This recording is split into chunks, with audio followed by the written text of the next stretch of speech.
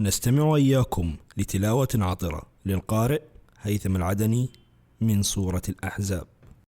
يسألك الناس عن الساعة قل إنما علمها عند الله وما يدريك لعل الساعة تكون قريبا إن الله لعن الكافرين وأعد لهم سعيرا خالدين فيها أبدا لا يجدون وليا ولا نصيرا يوم تقلب وجوههم في النار يقولون يا ليتنا أطعنا الله وأطعنا الرسولا وقالوا ربنا إنا أطعنا سادتنا وكبراءنا فأضلونا السبيلا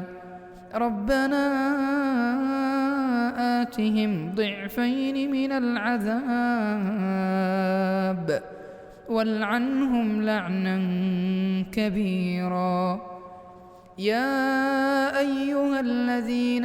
آمنوا لا تكونوا كالذين آذوا موسى فبرأه الله مما قالوا وكان عند الله وجيها يا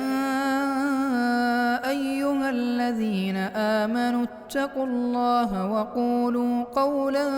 سديدا يصلح لكم أعمالكم ويغفر لكم ذنوبكم ومن يطع الله ورسوله فقد فاز فوزا عظيما إنا عرضنا الأمانة على السماوات والأرض والجبال فأبين أن يحملنها وأشفقن منها وحملها الإنسان إنه كان ظلوما جهولا ليعذب الله المنافقين والمنافقات والمشركين والمشركات ويتوب الله على المؤمنين والمؤمنات وكان الله غفورا رحيما.